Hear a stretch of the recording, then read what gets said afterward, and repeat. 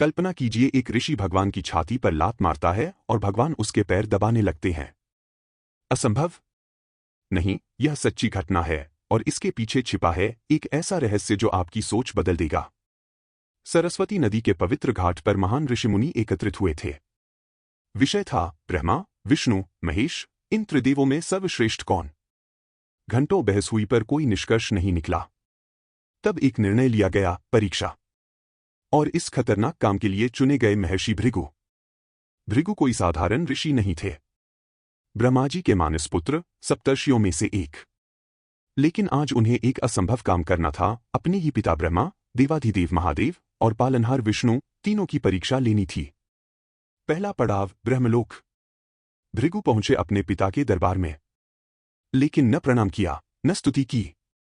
सीधे खड़े रहे जैसे कोई सामान्य व्यक्ति हो। ब्रह्मा जी को विश्वास नहीं हुआ। उनका चेहरा क्रोध से लाल हो गया। त्रिलोक के रचिता, अपमानित। लेकिन फिर सोचा, यह मेरा पुत्र है, और अपने विवेक से क्रोध को दबा लिया। पहली परीक्षा में ब्रह्मा जी का अहंकार जीत गया। अगला पड़ाव, कैलाश। देवाधिदेव महादेव। भृगु को आता देखकर भोलेनाथ खुशी से अपने आसन से उठे। बाहें फैला दी गले लगाने के लिए। इतना प्रेम, इतना स्वागत। लेकिन भृगु ने क्या किया? आलिंगन से मना कर दिया और फिर सबके सामने आरोप लगाया, हे शिव, आप धर्म की मर्यादा का उल्लंघन करते हैं। रावण, भस्मासुर जैसे दुष्टों को आप आसानी से वरदान दे देते हैं। फिर वो सृष्टि को परेशान करते हैं। यह सुनकर महादेव का क्रोध फूट पड़ा। त्रिशूल उठ गया। तीसरा नेत्र खुलने ही वाला था। पूरा कैलाश कांप उठा। लेकिन तभी माता पार्वती बीच में आ गईं और शिव का क्रोध शांत हो गया। दूसरी परीक्षा में महादेव का क्रोध जीत गया। अब बारी थी वैकुंठ की। भगवान विष्णु। जब भृगु पहुंचे तो देखा भगवान लक्ष्मी जी की गोद में आराम से लेटे हैं। माता उनके चरण दबा रही थी। इतनी शांति और सुकून। लेकिन भृगु ने जो किया वो तो हद ही पार कर दी। महर्षि भृगु ने सीधे भगवान विष्णु की छाती पर एक जोरदार लात मारी। हाँ, आपने सही सुना, पालनहार की छाती पर लात।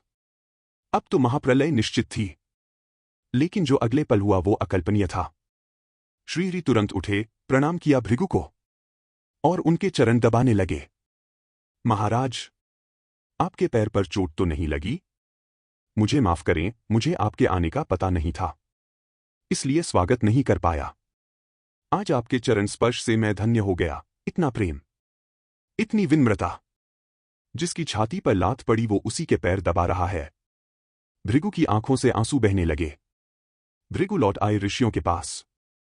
सब कुछ बता दिया, ब्रह्मा जी का क्रोध, महादेव का त्रिशूल और विष्णु जी का प्रेम। ऋषियों ने घोषणा कर दी, भगवान विष्णु सर्वश्रेष्ठ हैं। भृगु भी उनके भक्त बन गए।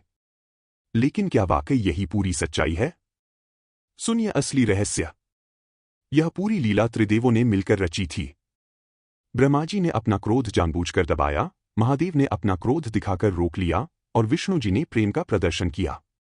क्यों? क्योंकि वे चाहते थे कि संसार यह जाने परमात्मा का असली स्वरूप क्या है।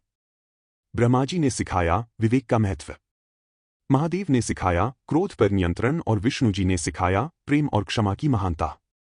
तीनों एक ही परमात्मा के अलग अलग रूप हैं। कोई छोटा नहीं, कोई बड़ा नहीं। यह परीक्षा असल में मनुष्यों के लिए थी, देवताओं के लिए नहीं। विष्णु की विनम्रता महान है, लेकिन ब्रह्मा का विवेक और शिव की शक्ति भी उतनी ही महान। तीनों मिलकर बनता है संपूर्ण सत्य। यह कहानी हमें सिखाती है, अहंकार छोड़ो, क्रोध पर काबू रखो और प्रेम से जियो। परमात्मा का कोई एक रूप नहीं, वो तो हर रूप में है। कभी रचना करते हैं तो ब्रह्मा, कभी पालन करते हैं तो विष्णु, कभी सहार करते हैं तो शिव, पर हैं एक ही परम सत्य। जय त्रिदेव। अगर यह दिव्य कथा आपको पसंद आई तो लाइक, शेयर और सब्सक्राइब जरूर करें। ऐसी ही रहस्यमय कहानियों के लिए बने रहें। जय श्री हरि।